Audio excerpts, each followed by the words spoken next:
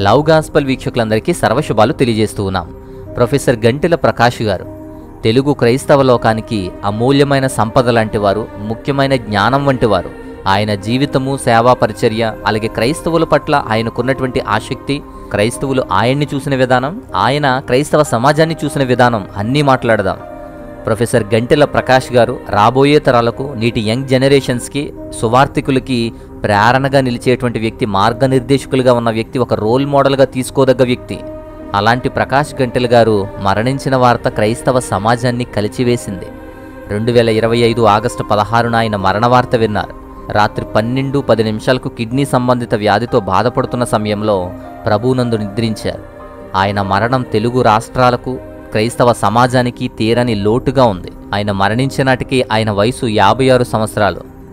ఆయన ఒక మంచి రోల్ మోడల్, నాకు కూడా ఒక మంచి ఇన్స్పిరేషన్. ఒక ప్రొఫెసర్గా ఆయన ఎలా మాట్లాడాలో, క్రైస్తవ సిద్ధాంతాలను, క్రైస్తవ డాక్ట్రిన్స్ని ఎలా నేర్పించాలో, క్రైస్తవ సమాజం ఎలా ఉండాలో, సంఘంలో జరుగుతున్న దుర్బోధల విషయంలో, సంఘ క్రమం ఎలా చెడిపోయిందో అన్న విషయంలో అనేకమైన వర్తమానాల ద్వారా ఆయన అనేకులను ప్రేరేపించాడు. నిజమైన డాక్ట్రిన్స్ ఏంటి, సంఘ విధానాలేంటి, ఎక్కడ తప్పు జరుగుతుంది, సంఘం ఎలా దారి తప్పుతుంది, క్రైస్తవ సేవకులు దాన్ని ఎలా దారి తప్పిస్తున్నారు అనే విషయాలు చాలా అర్థవంతంగా చెప్పేవారు. ఈయన అన్యులతో కానీ, క్రైస్తవ ద్వేషులతో కానీ డిబేట్లో కూర్చుని ఖచ్చితమైన సమాధానాలతో చాలా నీట్గా ఎక్స్ప్లెయిన్ చేస్తారు.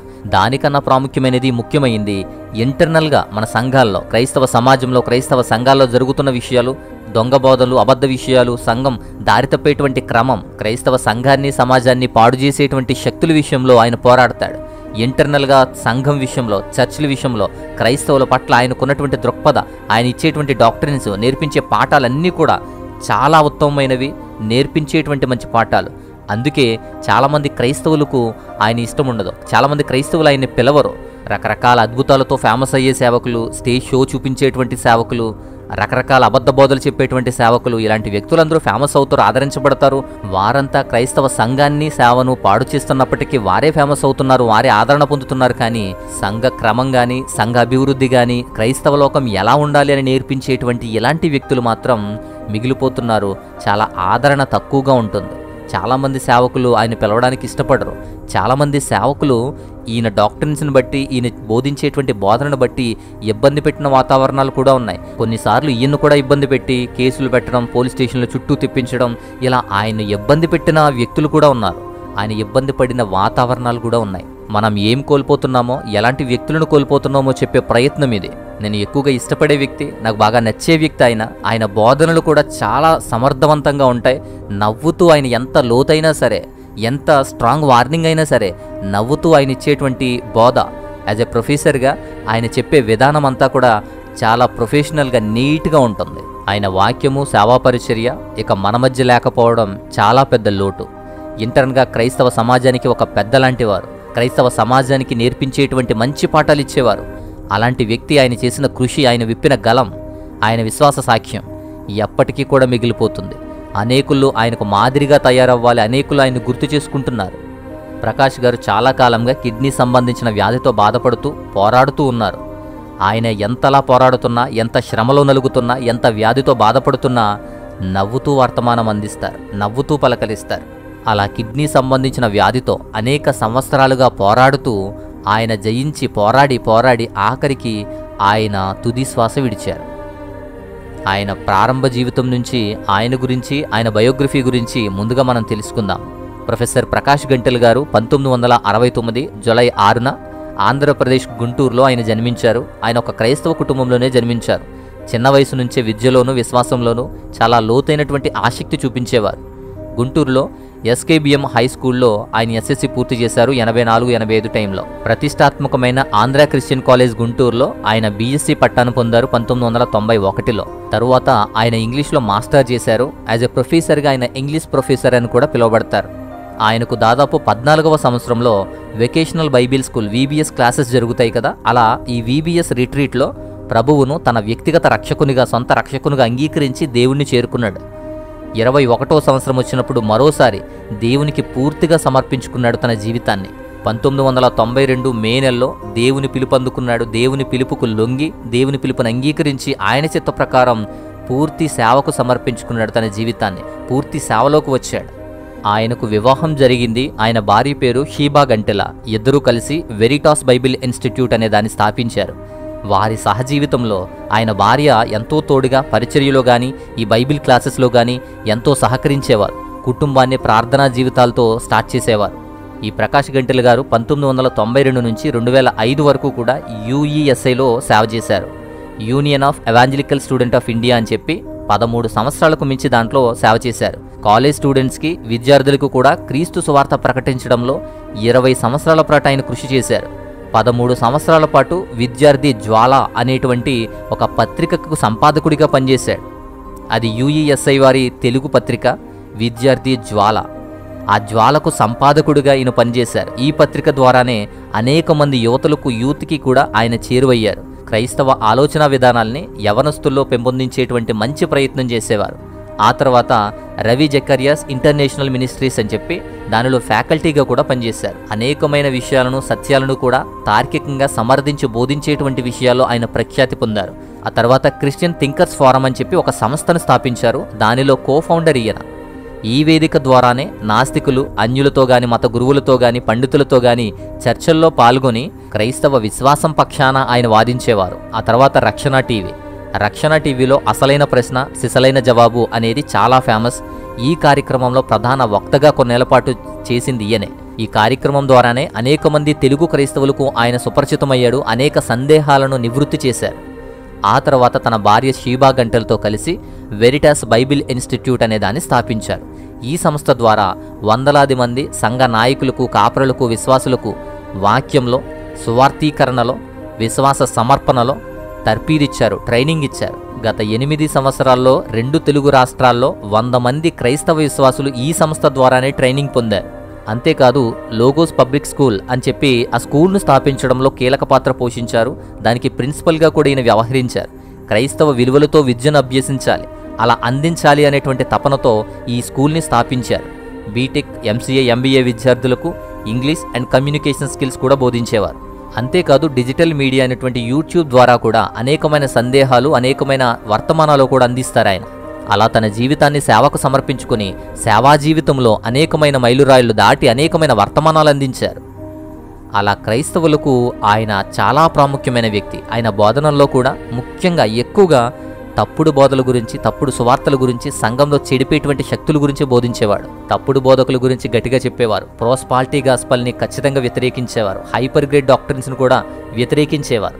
ఈ రోజుల్లో చాలామంది తప్పుడు బోధకులు ఇలాంటి వాళ్లే ఉన్నారు. కథలు, కల్పనల చుట్టూ తిప్పి డబ్బులు వైపే ప్రసంగాలు చేసేటువంటి వక్తలు కూడా చాలామంది ఉన్నారు. వాటి గురించి ఎక్కువగా హెచ్చరించేవాడు. అంతేకాదు సంఘ పవిత్రత గురించి ఎక్కువగా బోధించేవారు. సంఘంలో జరుగుతున్న అక్రమాలు కానీ, సంఘ విధానాలు ఎలా మారిపోయాయో వాటి గురించి హెచ్చరించేవారు. సంఘ క్రమాన్ని, విధానాన్ని బోధించేవారు. ఆ తర్వాత భౌతికవాదంతో కూడా సమాజంలో సేవకులు ఎలా దాన్ని వినియోగించుకుంటున్నారనే దాని గురించి కూడా మాట్లాడారు. తర్వాత విశ్వాసాన్ని పరీక్షించుకునే విషయంలో ఎక్కువగా బోధించేవారు. తమ విశ్వాసాన్ని నిత్యము పరీక్షించుకుంటూనే ఉండాలి అనే మాట చెబుతారు. ఆయన గ్రేట్నెస్ ఏంటి అంటే, ఆయన గొప్పతనం ఏంటి అంటే, ఆయన ఎంత చదువుకున్నా, ఎంత ప్రొఫెసర్ అయినప్పటికీ కూడా చాలా వినయంతో వాక్యాన్ని బోధించేవారు. నవ్వుతూ వినయంతోనే అన్నీ చెప్పేవారు. ఆయన సేవా దృక్పథం కూడా ఎలా ఉంటుందంటే, సత్యం అనేది కన్ఫ్యూజన్తో కాదు, చాలా క్లారిటీతో చెప్పాలి, స్పష్టతతో చెప్పాలి అంటారు. ఆయన అనేకులతో డిబేట్లో పాల్గొన్నాడు. హిందువులతో పాల్గొన్నాడు, ముస్లింలతో పాల్గొన్నాడు. అనేకమైన విషయాలు చర్చించి తార్కికంగా వాటిని ఎక్స్ప్లెయిన్ చేసేవాడు. ముఖ్యంగా ఇంకొక విషయం, సామాజిక సేవలో కూడా ఈయన ముందుంటాడు. స్పృహ ఫౌండేషన్ అనే దాన్ని స్థాపించాడు. స్పృహ ఫౌండేషన్ ద్వారానే పేదలు, అవసరంలో ఉన్న వారికి విద్య అందించడం, వైద్యం అందించడం, న్యాయం అందించడం, ఇలాంటి విషయాలు ఎక్కువగా ఆయన చూపించి దేవుని ప్రేమను క్రియలలో చూపించేవారు. ముఖ్యంగా యవనస్తులకు ఎక్కువగా మార్గనిర్దేశకంగా ఒక గైడ్గా ఉండేవారు. విద్యార్థులకు వ్యక్తిత్వ వికాసంలో కానీ, విద్యలో ఎలా రాణించాలి, కెరీర్ని ఎలా ఎంచుకోవాలి, ఇలా ఒక కమ్యూనికేషన్ స్కిల్స్ ఇచ్చేటువంటి క్రమంలోనే ఆయన అనేక విషయాలు బోధించి యూత్కి మంచి ఇన్స్పిరేషనల్గా ఉండేవారు. అలాంటి గొప్ప వ్యక్తి, మంచి వ్యక్తి గురించి ఎందుకు విమర్శలు వస్తున్నాయి, ఎందుకు సేవకులు పట్టించుకోరు, ఎందుకు సేవకులు పిలవరు, ఎందుకు అంత ఫేమస్ అవ్వలేదు అంటే, ఆయన వాక్యానికే ఎక్కువ ప్రాముఖ్యతనిస్తాడు. వాక్యం ముందు, ఆ తర్వాతే ఏదైనా. వాక్యం అనేటువంటి సిద్ధాంతాన్ని చాలా కఠినంగా అమలుపరిచేవాడు. చాలామంది ఏమంటారంటే అంత కఠినంగా అవసరం లేదని, ఇలా కొంత ఫ్లెక్సిబిలిటీ కోసం చూస్తారు. ఈయన మాత్రం కఠినంగా అమలు చేయాలని ఎక్కడికి వెళ్ళినా, ఎవరి దగ్గరకు వచ్చినా ఖచ్చితంగా చెబుతారు. అందుకే ఆయనంటే ఇష్టం ఉండదు, అందుకే ఆయన్ని అవాయిడ్ చేస్తారు. అంతేకాదు తప్పుడు సువార్తలు, తప్పుడు బోధల గురించి గట్టిగా చెప్తారు. ప్రొస్పాలిటీ గాస్పల్ మీద, హైపర్ గ్రేడ్ బోధనల మీద తీవ్రంగా వ్యతిరేకిస్తారు. ఈ రోజుల్లో అన్నీ కూడా కథలు కలపలను చుట్టూ తిరిగేటువంటి ఈ గాస్పల్సే. అందుకే అలాంటి వాటిని ఆయన వ్యతిరేకిస్తారు కాబట్టి చాలామంది ఆయన చేరుకోలేకపోయారు. అంతేకాదు ఈ నాస్తికులతో, హిందువులతో, ముస్లింలతో కూడా డిబేట్లు చేసి మంచి పరిజ్ఞానాన్ని వారికి అందించి అసలైనటువంటి సత్యాన్ని విశదీకరించేవారు. ఇలాంటివి చాలామంది పట్టించుకోరు. క్రైస్తవులు ఇలాంటి ప్రత్యక్ష సవాళ్ళేమీ అవసరం లేదని చాలామంది వీటికి దూరంగా ఉంటారు కాబట్టి ఈయన వాల్యూ తెలియదు. వాటికన్నా ప్రాముఖ్యమైనది క్రైస్తవ సాంప్రదాయాలు, ఆచారాలు కూడా ఇలా వ్యక్తిగతంగాను అలాగే సంఘపరంలోనూ కూడా విచ్ఛిన్నమైపోతున్నాయి. అవన్నీ కూడా దారి తప్పుతున్నాయి అని చెప్పి క్రైస్తవ్యంలోని ఈ సంఘ విధానాల గురించి కూడా ఎక్కువగా చెప్పేవారు. కాబట్టి చాలామంది అలవాటు పడిపోయిన క్రైస్తవులకు అవంటే ఇష్టం ఉండదు, అలా చెప్పడం ఇష్టం ఉండదు. అంతేకాకుండా ఈయన అమెరికన్ థియాలజీని కూడా చాలా స్పష్టంగా వ్యతిరేకించేవారు. కానీ నిజంగా సంఘ క్రమాన్ని తెలుసుకున్నవారు, నిజంగా వాక్యాన్ని తెలుసుకున్నవారు, నిజంగా థియాలజీ తెలిసినవారు, నిజంగా బైబిల్ స్టడీ చేసేవారు గంటెల ప్రకాష్ గారి బోధనలు కానీ ఆయన విధానాలు కానీ ఖచ్చితంగా ఇష్టపడతారు. చాలామంది యువత, యంగ్స్టర్స్ ఆయన నుంచి నేర్చుకుంటున్నారు. చాలామంది ట్రైనింగ్ అయ్యారు. చాలామంది ఆయన ఇన్స్పిరేషనల్గా తీసుకుంటారు. అలాంటి మంచి వ్యక్తి, గొప్ప వక్త, క్రైస్తవ సమాజానికి, తెలుగు రాష్ట్రాలకు ఉన్నటువంటి మంచి వక్త ఈనాడు క్రైస్తవ లోకం కోల్పోయింది. క్రైస్తవ లోకాన్ని విడిచిపెట్టి దేవుని వద్దకు చేరుకున్న వ్యక్తిగా ప్రకాష్ గంటెల గారు ఉన్నారు.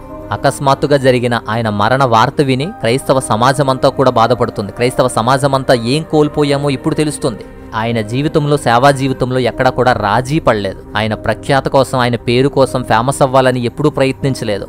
సంఘ విధానాలు, సంఘ కార్యక్రమం, అసలైన డాక్ట్రిన్, సంఘ సిద్ధాంతాలు ఎలాగైతే చెప్పాలో వాటికి మాత్రమే ఆయన స్టిక్ ఆన్ అయి ఉన్నాడు. ఇంటర్నల్గా సంఘ క్రమాన్ని, సంఘంలో జరుగుతున్న తప్పుడు బోధల్ని, సంఘ విధానాలను, తప్పుడు బోధకులను ప్రశ్నించేటువంటి ఇంటర్నల్ మన కుటుంబాన్ని మనం సర్దుకోవడం, మన కుటుంబాన్ని మనం రక్షించుకోవడం, సరిచేసుకోవడం అనేటువంటి విధానంతో ఇంటర్నల్గా క్రైస్తవ సమాజానికి కృషి చేసి మంచి బోధనలు అందించి వాటి క్రమాన్ని సరిచేయాలి అనేటువంటి దృక్పథంతో పనిచేసిన వ్యక్తే ప్రకాష్ గంటెల గారు. నిజానికి ఆయన బ్రతుకున్నప్పుడు ఆయనకు సహాయం చేసేవాళ్ళు లేరు. ఆయన బ్రతుకున్నప్పుడు ఆయన్ను పిలిచేవారు లేరు. నిజానికి ఆయన బ్రతుకున్నప్పుడు ఆయన వాల్యూ తెలియదు. ఆయన బ్రతుకున్నప్పుడు సంఘాలు పిలుచుకోలేదు. ఆయన చెప్పిన మాటలు, ఆయన సిద్ధాంతాలు, ఆయన డాక్టర్స్ నేర్చుకునేవారు కాదు. సంఘాల్లో అమలు పరిచేవారు కాదు. ఆయన బ్రతుకున్నప్పుడు ఆయనకు వాల్యూ ఇవ్వలేదు. ఆయన బ్రతుకున్నప్పుడు ఎవరు పిలుచుకోలేదు. ఆయన బ్రతుకున్నప్పుడు ఆయన్ను సేవకునిగా స్వీకరించి ఆయన బోధనలు అనుసరించి నడుచుకునేటువంటి వాళ్ళు తక్కువ ఉన్నారు. కానీ ఆ విషయంలో మాత్రం ఆయన ఎంత మాత్రమూ తక్కువ కాదు. అనేక మందికి సువార్త చేశాడు, అనేకమైన బోధనలు అందించాడు, అనేకమైన యువకులని, యంగ్స్టర్స్ని తయారు చేశాడు, అనేక మందికి ఈ ఇన్స్టిట్యూట్ ద్వారా కూడా ఆయన బోధించాడు, అనేక మందిని తయారు చేశాడు. అనేక సువార్త ప్రాంతాలకు, అనేకమైన డౌట్లు, అనేకమైన డిబేట్లు అన్నీ కూడా ఆయన గెలిచి, ఆయన జ్ఞానాన్ని ప్రదర్శించి, ఆయన వాక్యాన్ని, సత్యాన్ని కూడా రాజీ పడకుండా బోధించిన వ్యక్తి. సంఘ సేవకులు మాత్రం ఆయన కోల్పోయిన తర్వాత ఆయన వాల్యూ తెలుస్తుంది. ఆయన వాల్యూ తెలుసుకుంటున్నారు, ఆయన బోధనలు తెలుసుకుంటున్నారు. అది ఆయన విశేషం. దేవుని పనిలో ఎంతగానో శ్రమించి, దేవుని పరిచర్యలో విజయం సాధించి ఆయన ముందుకెళ్ళి ఆయన పయనాన్ని ముగించుకొని దేవుని చెంతకు చేరుకున్నాడు. అలాంటి గంటెల ప్రకాష్ గారిని ఇన్స్పిరేషనల్గా తీసుకొని అనేక మంది యువకులు, అనేక మంది ఆయన బోధనల ద్వారా సత్యం వైపు, దేవుని వాక్యం వైపు నడవాలని కోరుకుంటున్నాను. సో ఇది గంటెల ప్రకాష్ గారి గురించిన విషయాలు, ఆయన చరిత్ర. సో ఆయన లేకపోవడం అనేది మనందరికీ చాలా బాధాకరం. క్రైస్తవ సమాజానికి తీరని లోటు కూడా. ఆయన మిస్ అవుతున్నాం. ఆయన మరణ వార్త చాలా బాధాకరం, చాలా బాధించింది కూడా. దేవుని చెంతకు ఆయన చేరుకున్నాడు. దేవుడు ఆయన్ని తీసుకుని వెళ్ళిపోయారు కాబట్టి మనం ఆయన్ని మిస్ అవుతున్నాం. సో ఆయన బోధనలు కానీ, ఆయన డాక్టరీన్స్ కానీ, ఆయన విధానాలు కానీ మనం నేర్చుకోదగ్గవి, సంఘంలో అమలుపరచుకోదగ్గవి. యాజ్ అ ప్రొఫెసర్గా ఎంత కఠిన మాట అయినప్పటికీ మంచిగా నవ్వుతూ, కఠినమైన మాటలు చెబుతూ ఆయన బోధించేవారు. అలాంటి మంచి వ్యక్తిని మనం కోల్పోయాం. సో ఇది ప్రకాష్ గంటెల గారి జీవిత చరిత్ర, ఈ వీడియోలోని అంశం. సో ఈ వీడియో నచ్చితే ఖచ్చితంగా లైక్ చేయండి. ఈయన గురించి ఈ విషయాలు అనేక మందికి తెలియచేయాలి కాబట్టి ఈ వీడియోను షేర్ చేయండి. మరొక అద్భుతమైనటువంటి మంచి అంశంతో మరొక వీడియో ద్వారా నేను మరలా వస్తాను. అంతవరకు దేవాతి దేవుని మహా ఉన్నతమైన కృపా కాపుదల మనందరికీ తోడయ్యండి, మనల్ని బలపరిచి నడిపించును గాక. ఆమేన్.